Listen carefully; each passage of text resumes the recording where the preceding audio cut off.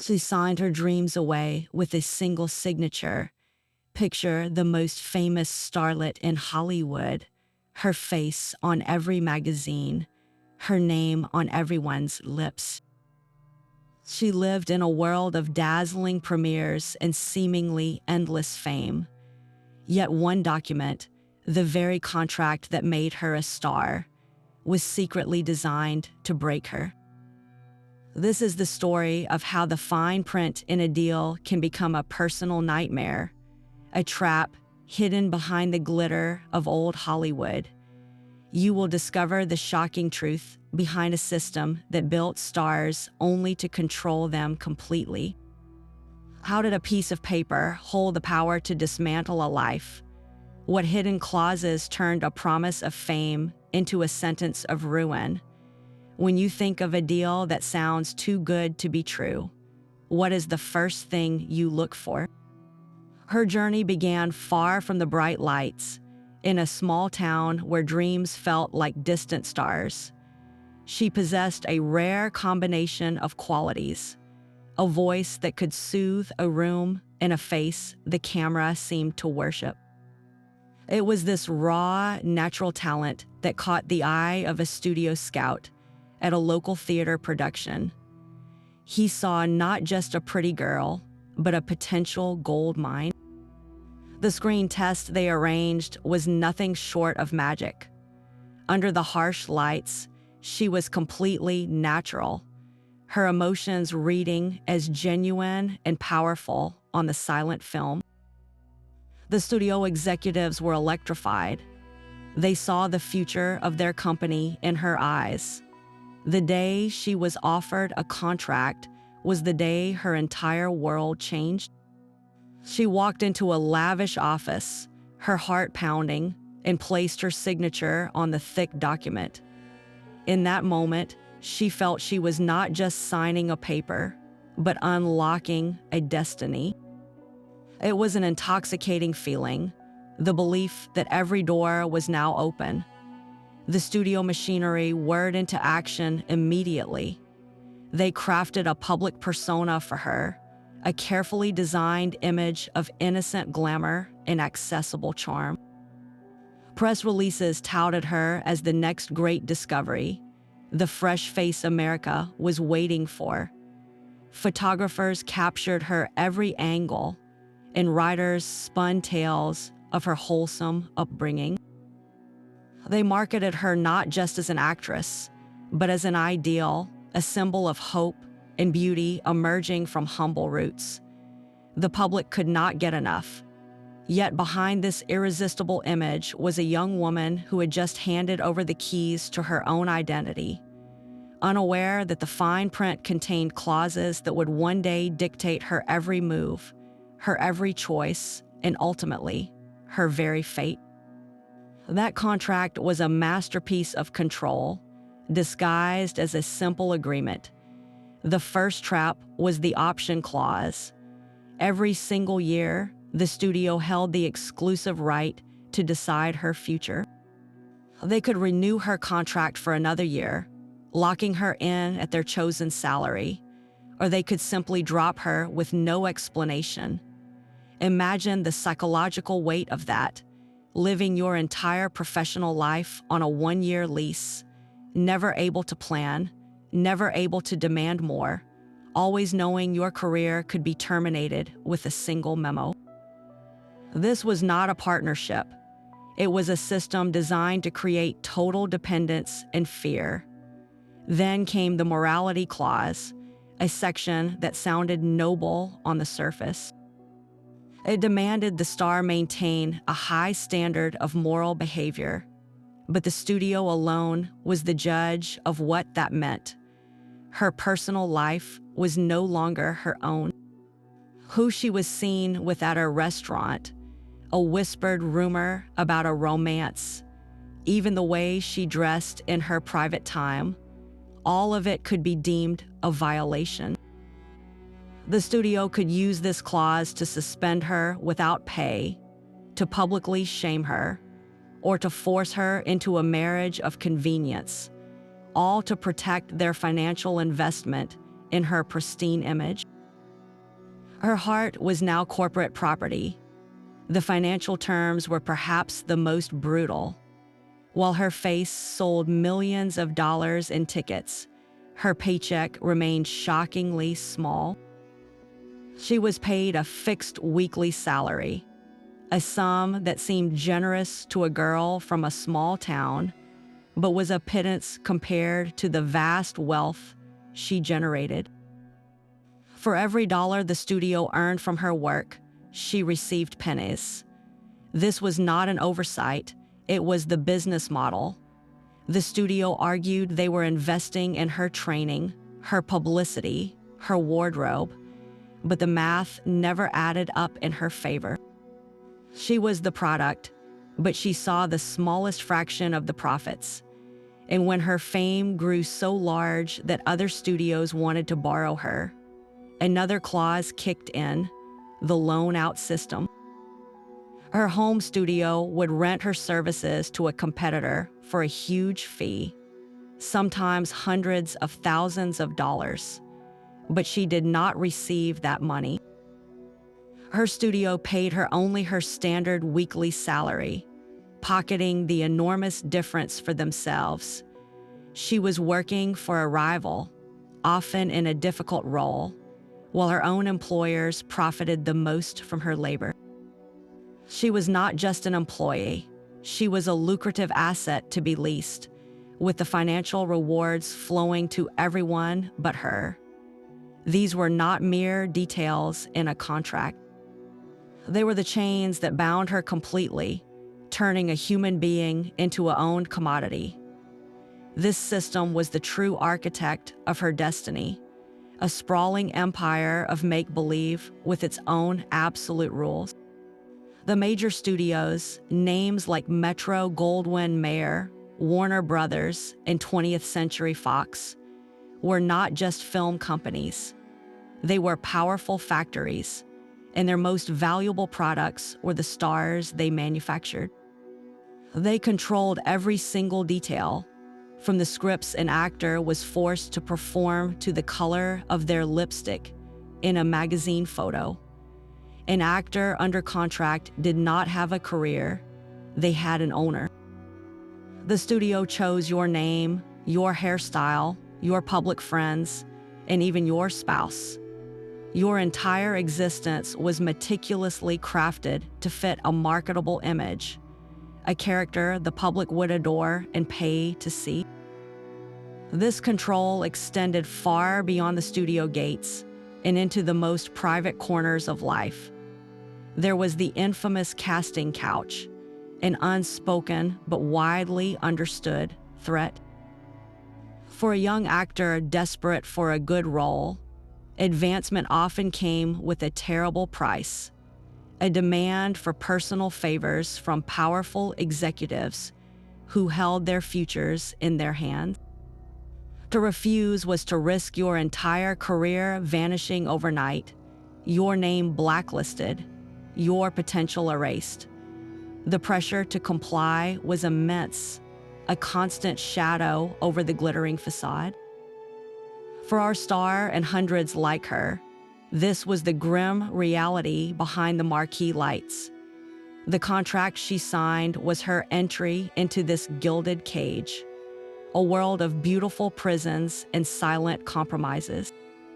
Her story of financial and personal control was not an isolated incident. It was the standard operating procedure for an industry that viewed human beings as assets to be managed, used, and eventually discarded. The system was designed to make stars, but it was also perfectly designed to break them. Her breakthrough came with the films Sunshine and Rain, a charming romantic comedy that captured the nation's heart. She played a spirited small-town girl who wins over a cynical city reporter, her performance radiating a genuine warmth and humor that felt entirely real. The premiere was a spectacle of dazzling lights and screaming fans, a roar of adoration that washed over her as she stepped from the car. Critics fell over themselves with praise, calling her a natural talent and the most delightful new presence on the screen. Almost overnight, she became America's sweetheart. The studio mailroom was buried under sacks of fan letters, thousands of them, all addressed to her. Young women copied her hairstyle, her mannerisms, her way of dressing. She was no longer just an actress, she was an icon. The studio, seeing a gold rush, immediately slammed their machinery into overdrive. They had built this perfect image, and now they would exploit it for every penny it was worth.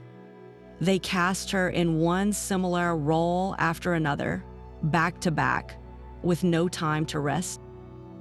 There was Small Town Melody, where she played a plucky singer, and then directly into City Lights, where she was a kind-hearted shopgirl. The characters were all variations of the same innocent, lovable young woman, a persona the public could not seem to get enough of. Her days began before sunrise in the makeup chair and ended long after sunset on a cold, empty soundstage.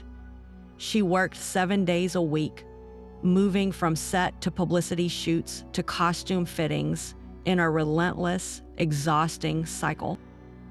The glamour was a facade for grueling labor. She was the engine of a vast money-making operation, and the studio was determined to run her without pause until the public's fascination finally, inevitably, faded away. The first sign of rebellion was a quiet request. She finally asked for a different kind of role, something with more depth than the cheerful girls she had been playing for years. The executive behind the massive desk did not even look up from his papers. His response was a cold, simple refusal, but the studio's real answer came swiftly and ruthlessly. The very next day, her schedule changed. The promised lead in a prestigious drama was gone. Instead, the studio assigned her to a cheap, hastily written Western, a film everyone knew was destined for the bottom of a double feature. This was not a business decision. It was a deliberate punishment, a public demotion designed to humiliate her and show everyone on the lot who held the power. When she dared to question her stagnant salary, pointing out the millions her films were earning, the retaliation intensified. The studio invoked the suspension clause in her contract. For refusing the terrible Western role, they placed her on immediate, unpaid leave. Her income vanished overnight. She was forbidden from working for anyone else, and her name could not appear in any studio publicity. It was a professional freeze, a tactic designed to starve her into submission, both financially and spiritually. The public, of course, needed an explanation for her sudden disappearance from the screens. The studio's powerful publicity machine, which had once built her up, now turned against her with brutal efficiency. Planted stories began to appear in gossip columns, stories that painted her as difficult, ungrateful, and temperamental. They whispered that fame had gone to her head, that she was making unreasonable demands and holding up production. The narrative was carefully crafted to make her the villain and the studio the patient, wronged party. How could a young woman, completely isolated and with no voice of her own, possibly fight back against such a coordinated attack? The system was proving it was not just built to control her, but to crush any spark of individuality the moment it appeared. The very contract that promised her stardom was now being used as a legal cage, and the walls were closing in. Her private life became the studio's next battlefield. A genuine connection sparked with a rising director known for his artistic integrity and sharp wit, a man completely outside the studio system. Their romance was not a publicity stunt. It was real, a quiet refuge from the constant performance of her life. But to the studio executives, this relationship was a direct threat. The director was not under their control, and his influence gave her ideas they did not like, ideas about better roles and creative freedom. The man she loved represented a world beyond their walls, and that was unacceptable. The first warning was a quiet, chilling meeting. A senior executive called her in and laid it out plainly. End the relationship, or they would ensure the director never worked in this town again. His promising career would be destroyed before it even began, all because of her. The choice was a cruel one: sacrifice her own chance at happiness, or be responsible for crushing the dreams of someone she cared for deeply. When she hesitated, the studio's publicity machine, which had once crafted her perfect image, now worked to dismantle her private joy. Gossip columnists, who were often fed stories directly by the studios, began printing lurid and completely false tales. They painted her as fickle and the director as an opportunistic user, trying to attach himself to her fame. The public, who had adored the innocent girl next door, now read shocking stories about her corrupted morals. The perfect image they had sold was now being used as a weapon against her. The pressure was immense and inescapable, a relentless force designed to break her will. In the end, the weight of that manufactured scandal became too heavy. To protect the man she loved from professional ruin, she ended the relationship. It was a devastating personal surrender, a choice that preserved her marketable image at the cost of her own heart. The profound loneliness that followed was her constant companion. She lived in a beautiful house, surrounded by people, yet she could trust no one. Was a friendly co-star just reporting back to the studio? Was a new suitor genuinely interested in her or in the fame she represented? Everyone she met was a potential agent of the very system that held her captive. Her life was a gilded stage, and every person on it felt like an actor following a script she had not written. The financial exploitation was one thing, but this invasion of the heart, this systematic destruction of anything real, revealed the true human cost of the contract she had signed so many years before. The relentless schedule was a form of quiet torture. Her days were not measured in hours, but in scenes shot, costumes changed, and cities visited. 18-hour shifts on set were the standard, not the exception. She would be filming scenes for one movie in the morning, then rushed to a different soundstage to shoot another film in the afternoon. There was no time to eat a proper meal, only hurried bites between takes. The moment filming wrapped, the real work began. She was whisked away to promotional tours, traveling from city to city on a cramped train, expected to appear bright and cheerful at every stop, waving to adoring crowds who had no idea of the profound exhaustion behind her smile. Her body was not her own. It was a machine that the studio pushed past its breaking point, day after day after day. To maintain this impossible pace, the studio had a solution, one they handed out as casually as a cup of coffee. They were called pep pills. These little tablets, often amphetamines, were presented as a necessary tool, a boost to get her through a long night of shooting or a cross-country publicity trip. A doctor on the studio payroll would provide them, no questions asked. She would take one and feel a surge of artificial energy, a wired focus that allowed her to hit her marks, and deliver her lines while her body screamed for rest. But what goes up must come down. After the frantic energy of the pep pills wore off, her exhausted system would crash, leaving her mind racing, but her body completely drained. Sleep was impossible without help, so the studio provided the other half of this dangerous cycle, the sleeping pills. These barbiturates were meant to forcibly shut down the very system the amphetamines had overcharged. She would take one to collapse into a few hours of fitful, drugged sleep, only to be woken hours later to start the whole cycle over again with another pep pill. This was not an accident. It was a calculated system of chemical management. The studio was not just tolerating this dependency, they were actively creating it.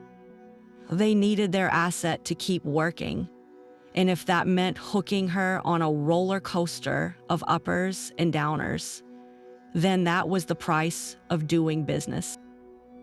The long-term effects were devastating. Her natural sleep cycle was destroyed. Her hands would sometimes shake uncontrollably. The constant chemical swings played havoc with her emotions, creating deep valleys of depression after the artificial highs. The very system that demanded a perfect, smiling face for the public was systematically poisoning the woman behind it, all in the name of keeping the production line moving.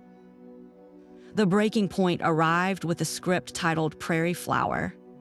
It was another saccharine role, a character with no depth, no soul, and dialogue that made her cringe to read it. For years, she had swallowed her pride, but this time something inside her snapped. She walked into the head of production's office, placed the script on his desk, and said the two words no contract star was ever supposed to utter. "I refuse." The silence in the room was absolute and terrifying. The executive's face, usually a mask of bland authority, turned a dark, mottled red. He informed her in a low, icy tone that this was not a request. It was a direct order, a term of her employment. She was to report to the set on Monday morning. She stood her ground, her voice trembling but clear. She would not do it. The studio's response was not just anger. It was a calculated, legal hurricane designed to make an example of her. They immediately filed a massive lawsuit against her for breach of contract. The legal documents painted her as a reckless, unprofessional diva who was willfully destroying a multi-million-dollar production. At the exact same time, they placed her on a very public, indefinite suspension.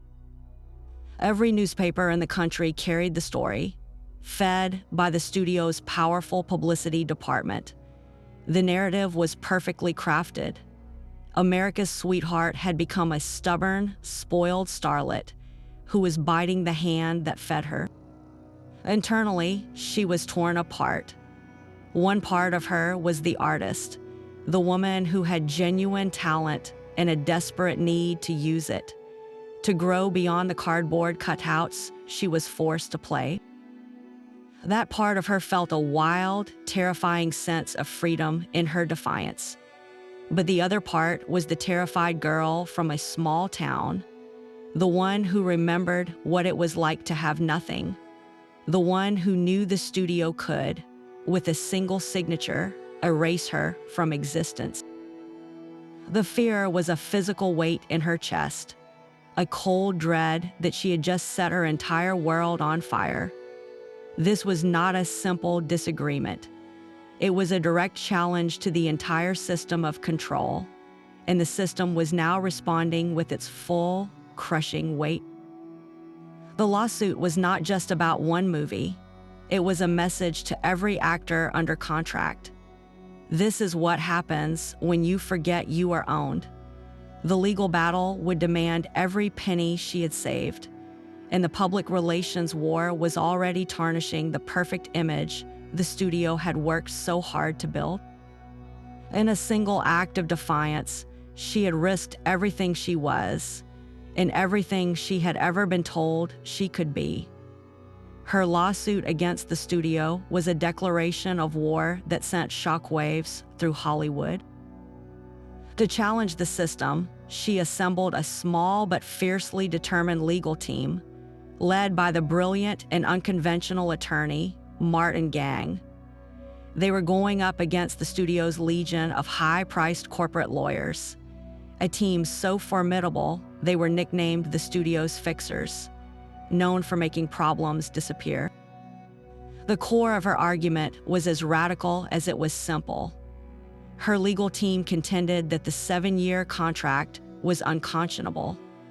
This legal term meant the agreement was so grossly unfair and one-sided that no reasonable person would ever have signed it, and no ethical court should ever enforce it. They argued it was not a contract for employment, but a form of modern-day indentured servitude. She was bound for years, with no control over her work, her image, or her life, while the studio reaped almost all the financial rewards. They took this argument a step further, invoking a powerful and ancient legal principle. Her lawyers claimed the contract violated California's own anti-peonage laws that were originally written to abolish a system of debt slavery. The studio, they argued, had created a new kind of peonage, where her immense earning potential was the debt that kept her permanently bound to them. The headlines were sensational. Every major newspaper covered the trial, painting it as a dramatic battle between a lone, courageous woman and a heartless corporate titan. The public was captivated.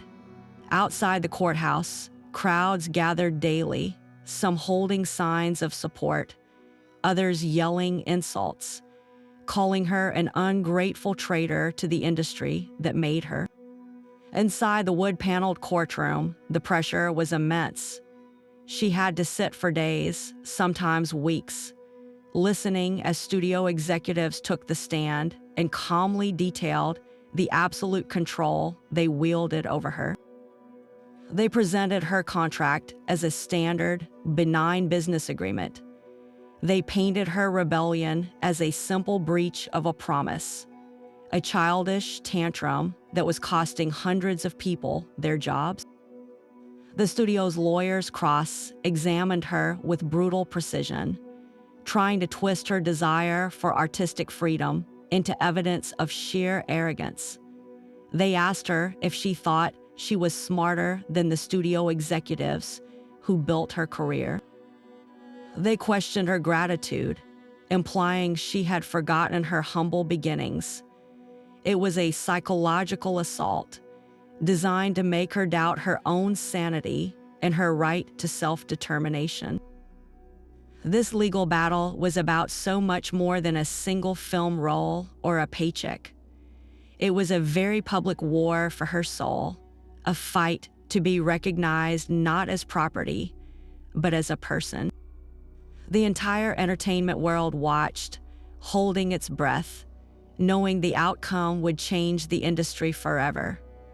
The courtroom was only one front in a much larger war.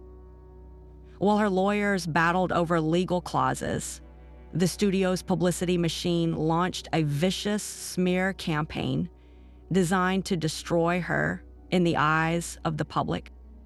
The very columnists who had once sung her praises now printed a steady stream of venom, all fed directly from the studio's press office.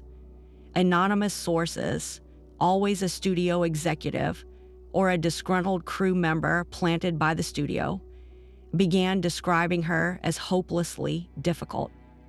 They whispered that she was chronically late to the set, that she threw tantrums over trivial details, that she was an arrogant diva who believed she was better than the material she was given. These stories were almost entirely fabricated, but they were printed as fact in newspapers across the country.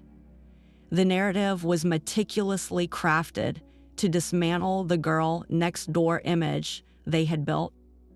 They could not have her be seen as a principled artist fighting for her freedom. She had to be portrayed as a spoiled, ungrateful starlet. The attack then moved into more dangerous territory. Leaked stories began to question her mental stability. Her perfectly understandable exhaustion from the grueling workload was reframed as erratic behavior. Her justified frustration with poor scripts was twisted into evidence of a volatile and unstable personality. The studio insinuated that she was emotionally unfit, a woman who could not handle the pressures of stardom she had been so generously given. This was a calculated move to undermine her credibility, both in the courtroom and in the court of public opinion. Who would side with a hysterical woman against a stable, rational corporation? The most painful blows targeted her personal life directly. Gossip columns suddenly buzzed with salacious and completely false tales of wild parties and scandalous affairs. They painted her as morally loose, the exact opposite of the wholesome character she played on screen. The studio knew that to turn the public against her, they had to make her seem like a fraud. The woman America loved was a carefully constructed lie, they implied, and the real woman was someone deserving of contempt, not sympathy. The psychological toll of this character assassination was devastating. She would walk down the street and see people who had once smiled at her now staring with judgment or outright hostility. Fan mail turned into hate mail, filled with cruel words from strangers who believed the lies. The studio was using the image she had helped build as the very weapon to break her. The people who had created her public persona were now systematically tearing it down, brick by brick, leaving her exposed and utterly alone. She had fought for her identity, and in response, the system was trying to erase it completely, replacing her with a monstrous caricature designed to be hated. How do you fight an enemy that controls not only your career, but the very truth people believe about you? Even a legal victory can feel like a crushing defeat. The court's final ruling was a complex and messy compromise. While it did not completely shatter the studio contract system, it did grant her a form of freedom, legally releasing her from her bonds. But the studio executives were not finished with her. They had lost a legal battle, but they were determined to win the war. An unspoken, yet ironclad, understanding swept through Hollywood. No other major studio would touch her. This was the gray list, an informal but devastating blacklist. She was now branded as trouble, a rebellious star who had challenged the very foundations of the industry's power structure. Hiring her would be seen as an act of aggression against her former studio, and more dangerously, it would give their own contracted stars a dangerous and inspiring example. The phone that had once rung incessantly with offers fell into a permanent, deafening silence. Her income, which had once been a steady river, evaporated overnight. The financial ruin was immediate and overwhelming. The lawsuit itself had cost a fortune, draining every cent of her savings to pay her determined legal team. Now, with no new roles coming in, she had no way to replenish what was spent. The lavish lifestyle the studio had promoted as part of her image became an impossible burden. The house, the car, the wardrobe, all of it had been part of the machine, and now the machine had cast her out, leaving her with the bills. Offers for endorsements and personal appearances, once a lucrative sideline, also vanished. The studio's long shadow reached every corner of the entertainment world. She was now virtually unemployable in the very industry she had helped to define, a ghost haunting the town she had once ruled. This was the contract's ultimate, chilling fulfillment. Its power was not just in the clauses that bound her, but in the punishment it unleashed when she broke free. The fine print had promised stardom, but it held a hidden guarantee of exile for anyone who dared to read it as something other than an absolute command. She had won her name back, but she had lost the world that name belonged to. What do you do when you fight for your freedom and discover the price is the very career you fought for? The world she had known was gone, replaced by a crushing silence behind the closed doors of her too large house. The pills became her only reliable companions. The pep pills that once fueled her for the studio's grueling schedule were now taken to simply get out of bed, to face the empty hours. The sleeping pills were no longer for resting between shifts, but for escaping the relentless thoughts of what she had lost. Her body, once a finely tuned instrument for the camera, was now a battleground for a private chemical war. The carefully managed dependency the studio had created became a full-blown addiction in the void they left behind. Her attempts to find solace in new relationships only deepened her isolation. She was drawn to charismatic but unstable men, figures who were as lost as she was, seeing in their chaos a reflection of her own inner turmoil. These relationships were intense and short-lived, fiery collisions that left her more bruised and disillusioned than before. Each breakup provided fresh, cruel material for the tabloids, who were always watching, always waiting. The paparazzi camped outside her home, their cameras poised to capture any sign of her unraveling. They snapped photos of her looking tired and disheveled on a rare trip to the market, their flashbulbs popping like gunshots in the quiet afternoon. They captured her mid-argument with a boyfriend on a restaurant patio, zooming in on her anguished face. Every unflattering moment was evidence for the narrative they were selling. The headlines were merciless. America's fallen sweetheart, one would scream. From silver screen to shambles, declared another. The gossip columns dissected her every move with a false tone of concern, painting her not as a woman broken by a brutal system, but as a tragic cliché, a cautionary tale of fame gone wrong. They framed her addiction as a personal moral failure, never mentioning the studio doctors who first handed her the pills. They presented her turbulent love life as proof of a flawed character, erasing the history of the studio, systematically destroying her one genuine romance. The public, who had once adored her, now consumed her misery as a form of entertainment. They shook their heads and whispered about how she had thrown it all away, completely missing the truth that it had been thrown away for her. How do you rebuild a life when the whole world is watching your collapse and calling it your own fault? The very system that manufactured her had now engineered her downfall, scripting the final act of her tragedy and selling tickets to the spectacle. Her story became a chilling lesson whispered across every studio lot in Hollywood. For the thousands of actors still bound by their own ironclad contracts, her fate was a stark warning. The message from the studios was brutally clear. See what happens when you fight back. You might win a legal skirmish, but you will lose the war for your career. Fear became a powerful management tool. An actor considering a demand for better roles would think of her exile and immediately fall back in line.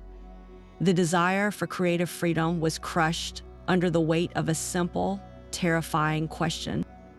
Is this fight worth the price of my entire livelihood?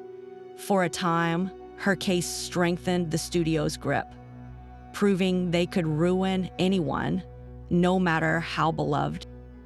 Yet, deep within that fear, a seed of defiance was also planted.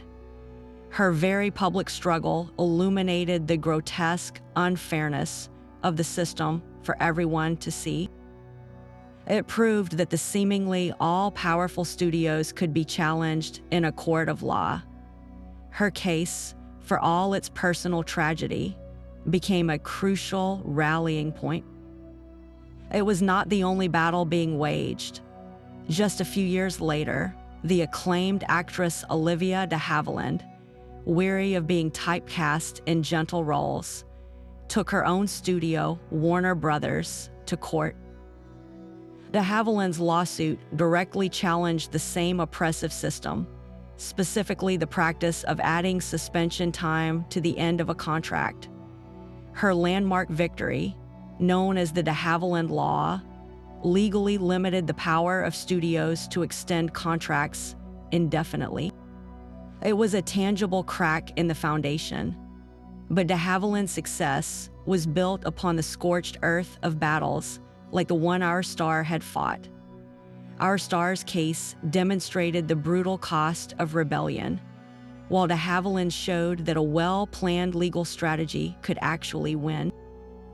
One story represented the system's devastating punishment, the other its first major legal defeat. Together, they formed a pivotal, painful chapter in a much longer war for artistic freedom and basic workers' rights. Her personal ruin was not the end of the story. It was a sacrifice that helped others see the battlefield clearly. How many revolutions begin with a single, broken figure who stands up and says, "No more"? She could have been so much more than America's sweetheart. The raw talent she displayed in those early comedies was merely a glimpse of a profound depth waiting to be explored. Freed from the studio's assembly line, her career might have blossomed into something truly extraordinary. Imagine her in the late 1940s, not in another fluffy romance, but as a complex femme fatale in a shadowy film noir. Her girl next door innocence would have made the character's deception all the more shocking and compelling. She could have brought a heartbreaking vulnerability to a role that required both steel and sorrow. The 1950s could have seen her collaborating with a director like George Stevens, perhaps in a sweeping, dramatic epic like A Place in the Sun, where her ability to convey deep emotion would have shone in a tragic, romantic role. She had the range to transition from light comedy to weighty drama with a natural grace that few actors ever achieve. By the 1960s, she might have been a sought-after character actress, working with innovators like Mike Nichols. Picture her delivering sharp, witty dialogue in a sophisticated comedy of manners, her timing perfected over decades of varied work. She could have been a magnetic presence on television as well, a guest star in acclaimed anthology series that showcased serious acting chops. The roles she was denied were not just missed opportunities for her. They were stolen from the audience. We lost the chance to watch an artist mature, to see her navigate the complexities of womanhood on screen, to grow from the ingenue into the formidable leading lady and beyond. The directors who never got to shape a performance with her, the classic films that could have been elevated by her unique presence, the entire landscape of mid-century cinema is subtly poorer for her absence. Her story is not just one of personal ruin. It is the story of a library of unwritten books, a gallery of unpainted masterpieces. When a system grinds down a singular talent, the loss echoes for generations. What great performances have we, as an audience, been forever denied because the machinery of fame valued control over art? The empty space on the shelf where her legacy should reside is a silent monument to that greed. The comeback trail was paved with quiet desperation. After the legal battles faded from the headlines, she tried to rebuild her career from the ground up. But the industry she returned to was not the one she had left. The only offers that trickled in were for low-budget films with weak scripts, productions that could not afford major stars, but could still capitalize on the lingering curiosity about her name. She took a role in a forgettable crime drama shot on a shoestring budget, playing a cynical nightclub singer, a part that was a pale imitation of the complex characters she had once craved. The production was chaotic, the director inexperienced, and when the film was finally released, it played for a single week in a handful of small theaters before vanishing without a trace. Critics who remembered her glory days reviewed it with a tone of pity, calling it a sad attempt by a faded star. She tried the stage next, traveling to a small regional theater for a summer stock production. The stage, she hoped, would offer the artistic purity Hollywood had stolen. But the play was a light comedy, and the audiences who came were often more interested in seeing the ghost of America's sweetheart in person than in the performance itself.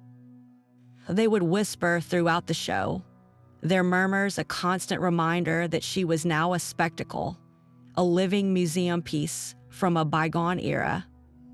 A final, humiliating attempt came with a guest spot on a new television variety show.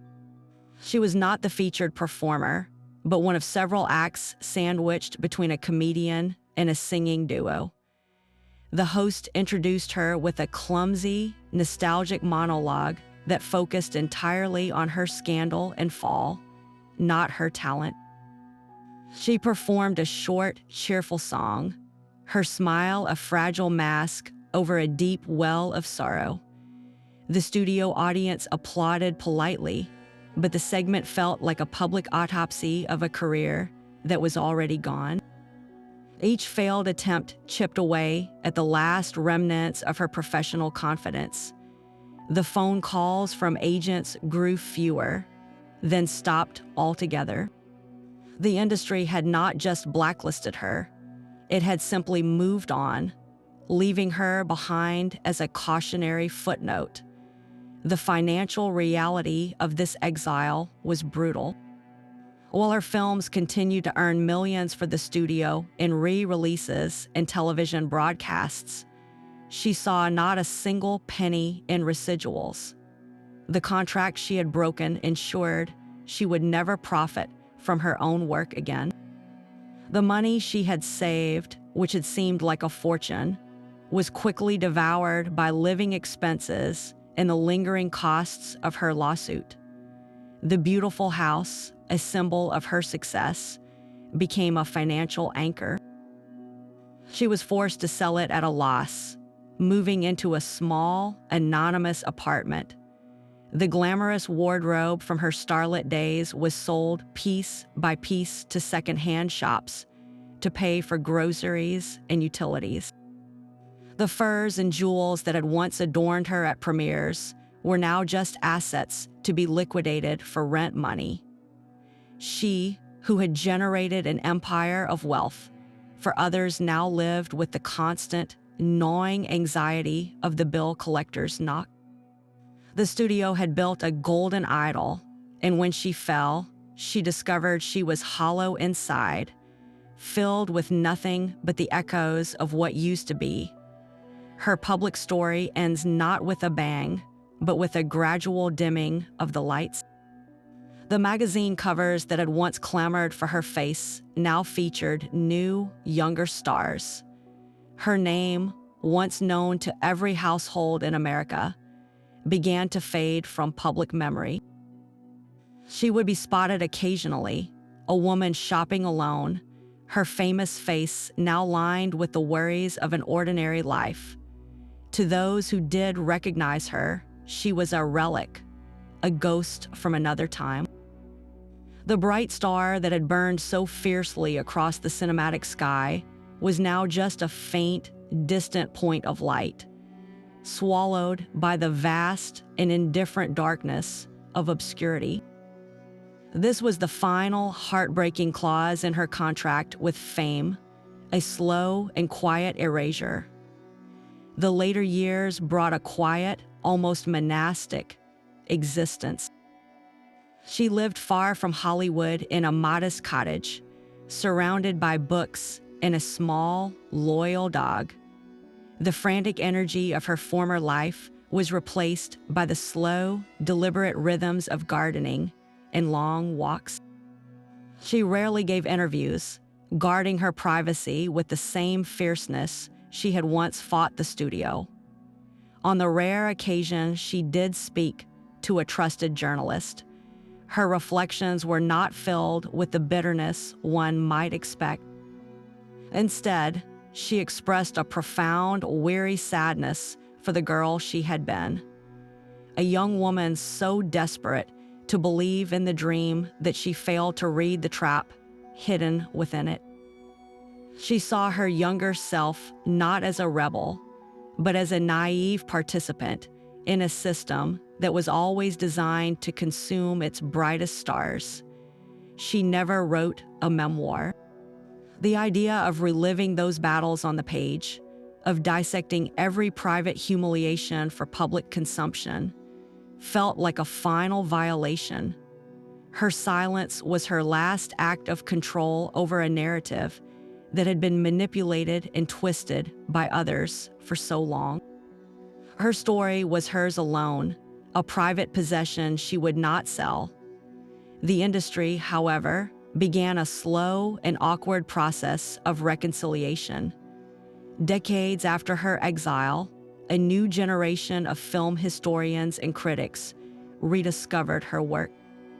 They looked past the scandals and saw the genuine talent shining through even the flimsiest of scripts.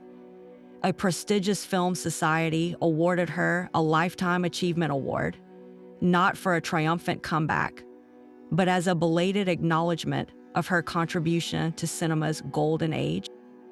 The ceremony was small, and she did not attend in person, sending a gracious, pre-recorded thank you message. It was a quiet, almost apologetic gesture, a footnote of honor for a life that had been defined by conflict. The award felt less like a celebration and more like an apology from an industry that had finally, quietly, admitted its own cruelty. How do you measure a peace that was won only after the war had taken everything? For her, the award was a piece of polished glass from a shipwreck, beautiful to hold, but a reminder of a deep and lasting loss. The recognition came far too late to change her life, but it did something perhaps more important. It cemented her legacy not as a cautionary tale, but as a foundational figure in the long, painful fight for artistic dignity. A name whispered with respect long after the studio executives who broke her were forgotten. Her fight was not an artifact from a bygone era. The same power imbalances that crushed her spirit are merely wearing modern disguises. Think of the Me Too movement, which ripped the veil off Hollywood to reveal a systemic culture of abuse and silenced voices. For decades, young actors and assistants faced the same horrific choices she did, pressured by powerful executives who held their careers in their hands. The casting couch was not eliminated with the old studio system. It simply evolved, operating in private hotel suites and exclusive parties, with the same devastating consequences for those who dared to speak out. Her story of being trapped by a powerful entity is not history. It is a recurring nightmare. Today's battles are also fought over contracts and compensation, though the platforms have changed. Major streaming services now wield the kind of control the studios once did, producing vast libraries of content while keeping their viewership date a secret. Actors and writers find themselves in disputes over streaming royalties, arguing that the new digital economy, much like the old studio accounting, unfairly funnels profits away from the very talent that creates the value. They are working for a faceless algorithm, unsure if their show is a global hit, and receiving minuscule residuals compared to the billions these platforms earn. The fundamental injustice remains the same. The people who do the work see only a fraction of the wealth they generate. And what of the young pop star signed to a massive record label? She is the modern equivalent of our golden age star, a bright talent discovered young and immediately locked into a multi-album deal that she likely does not fully understand. The label controls her image, her sound, her touring schedule, and her finances. They advance her money for production and marketing, money she must pay back from her own future earnings before she sees a single dollar of profit. She has worked to the point of exhaustion, her every move choreographed for maximum brand synergy, her personal life dissected and packaged for public consumption. If she rebels, if she demands creative control or a fairer share, she risks being shelved, her music held hostage in a vault while her career stalls into oblivion. The names and technologies are different, but the blueprint for control is hauntingly familiar. Our star from the past is not a relic. She is a timeless symbol. Her struggle for autonomy against an impersonal, profit-driven machine continues in every artist who questions a contract, in every actor who demands transparency, and in every young creator who fights to own their own name and their own work. The system she challenged was not defeated. It simply learned to adapt. History has a way of sifting through the lies, and her story was too significant to remain buried beneath the studio's smears. Decades after the headlines faded, a new wave of scholars and writers began to re-examine her life, armed with fresh perspectives and a determination to find the woman behind the myth. Feminist film historians were among the first to champion this revision, arguing that her rebellion was not a sign of instability, but a rational response to a deeply oppressive system.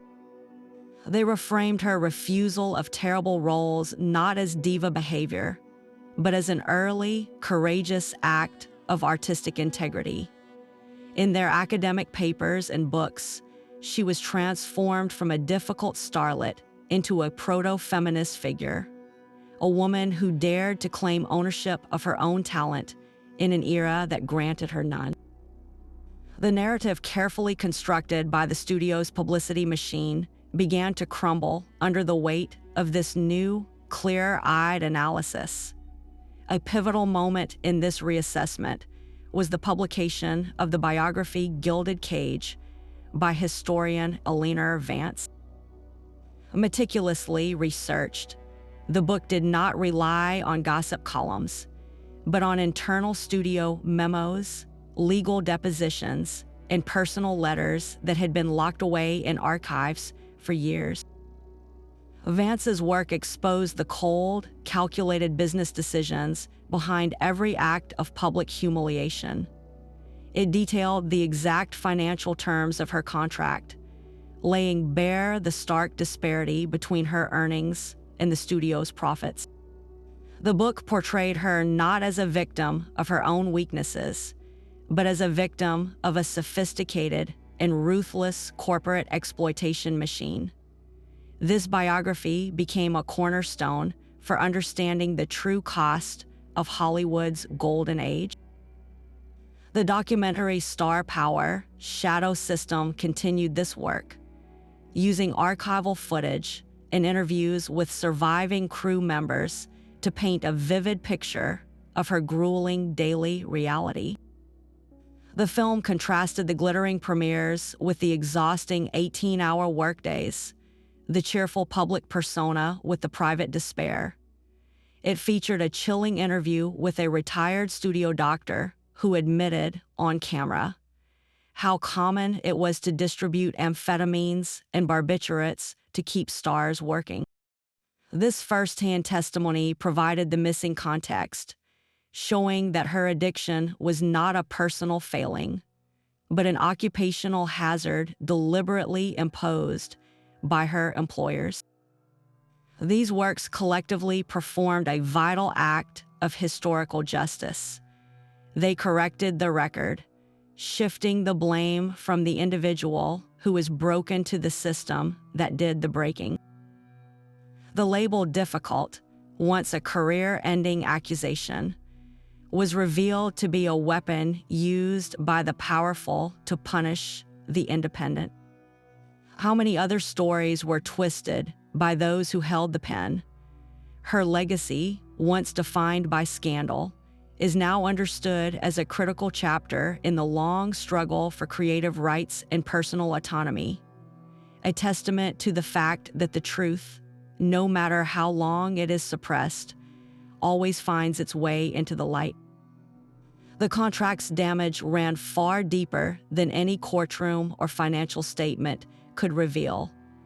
For years after her exile, the invisible machinery of her trauma kept running inside her mind.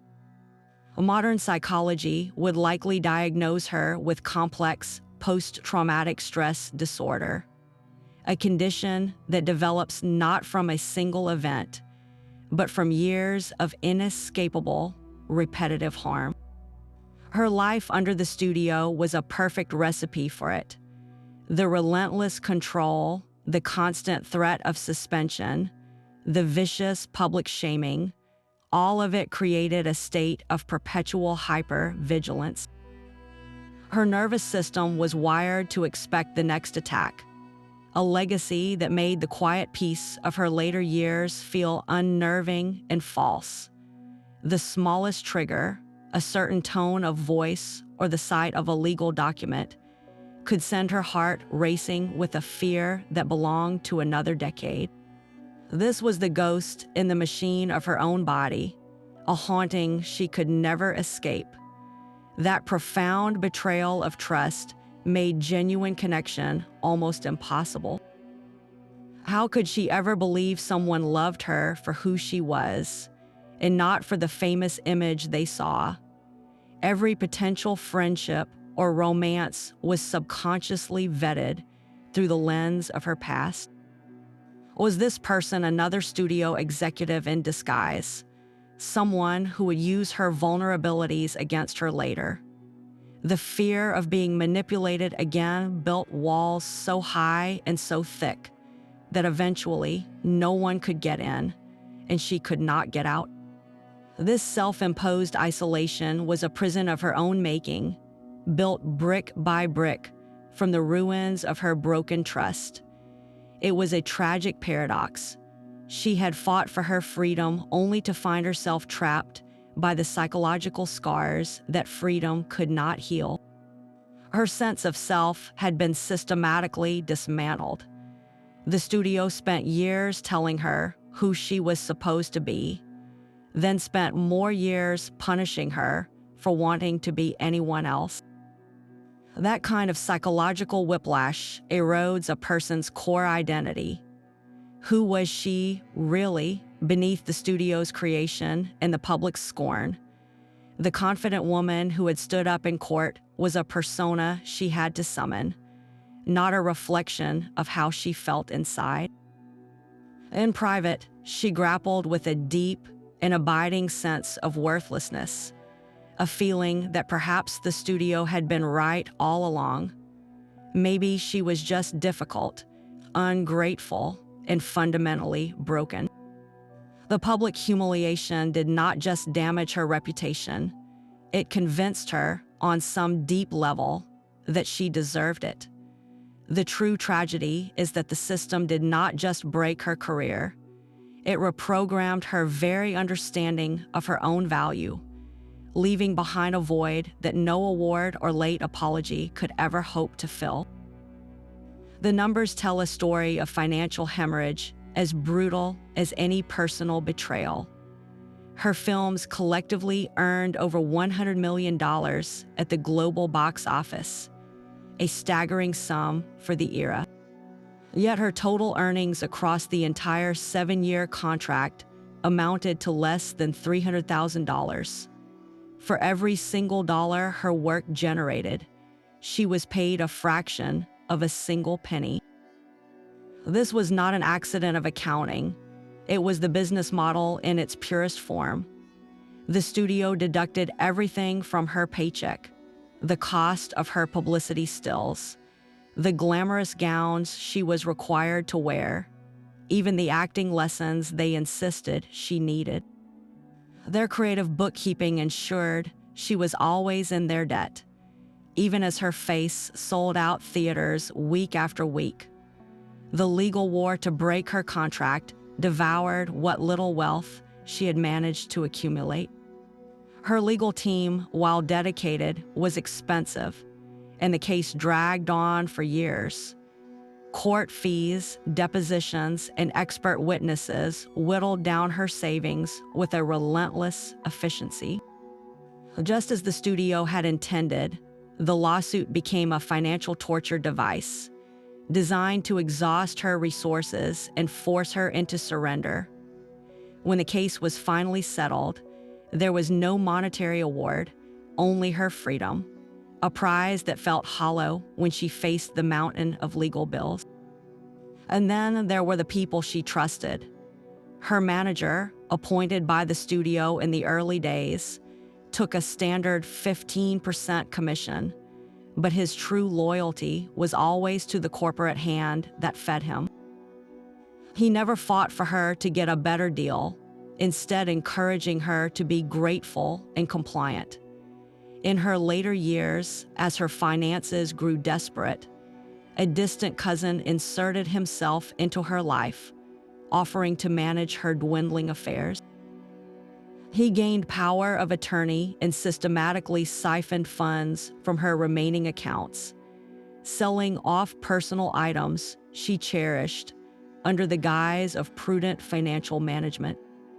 By the time she realized what was happening, another significant portion of her past had been liquidated for someone else's gain.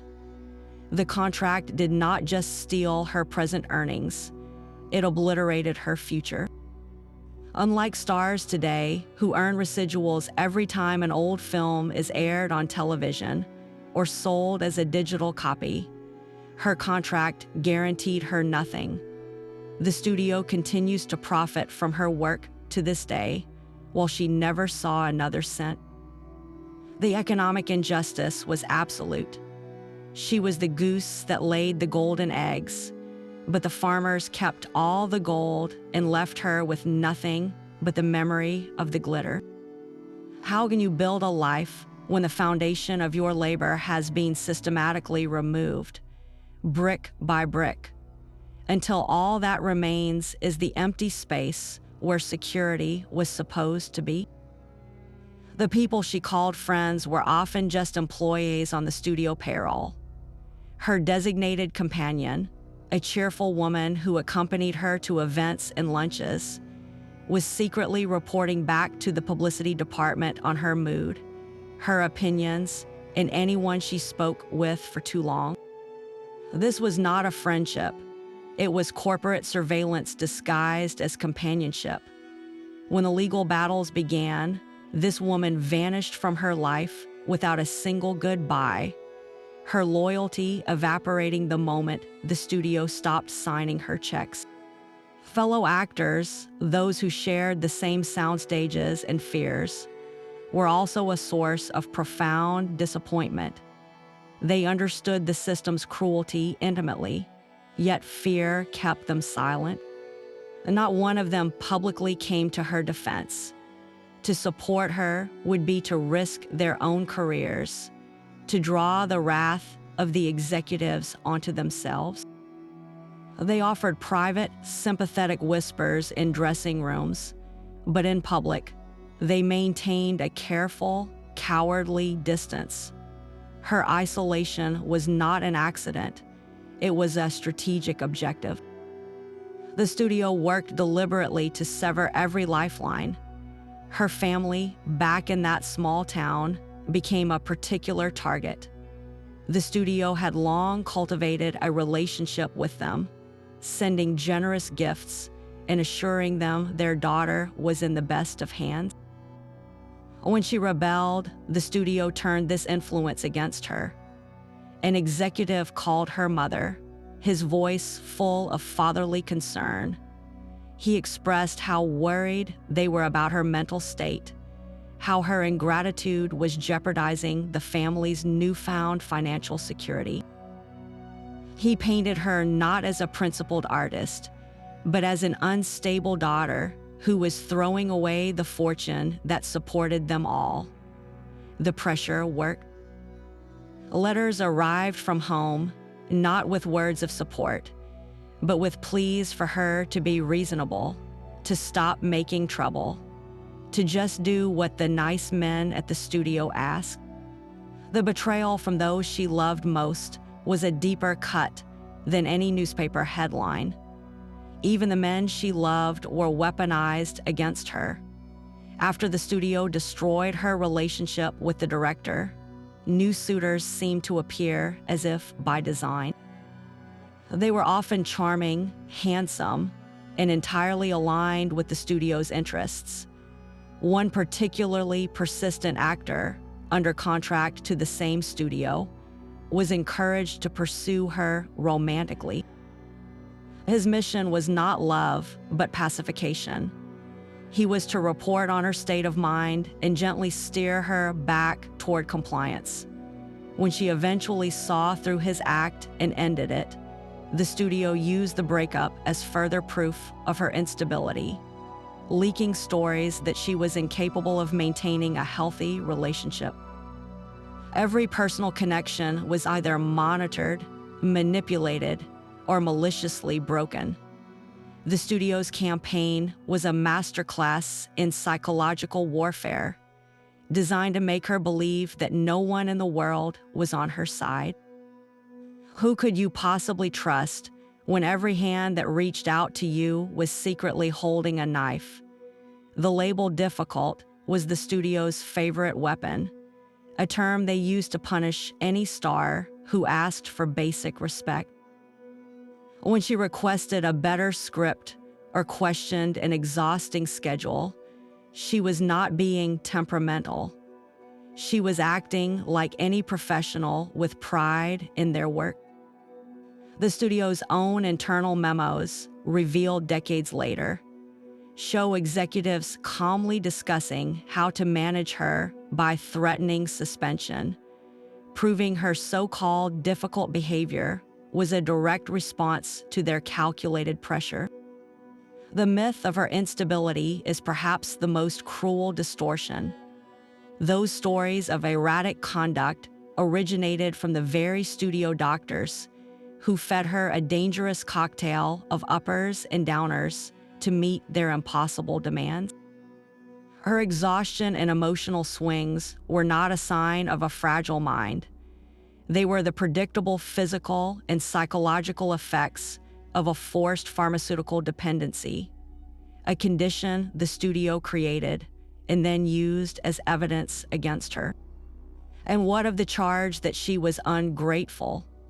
This was the masterstroke of the studio's propaganda. designed to weaponize her humble beginnings against her. How dare the girl from the small town question the generous studio that made her a star? The truth reframes this entirely. She was not ungrateful for the opportunity. She was rightfully outraged by the exploitative system that lay behind it. Her fight was not against stardom itself, but for a fair share of the colossal wealth she generated and for the basic right to have a say in her own life and art. To be called ungrateful for wanting to own your own name is to confuse gratitude with obedience. These myths were not harmless gossip. They were deliberate tools of destruction, carefully crafted to dismantle her credibility and turn public sympathy against her. They reframed her entirely reasonable demands for autonomy as evidence of a flawed and troublesome character. The studio needed her to be the problem so they could avoid any scrutiny of their own predatory practices.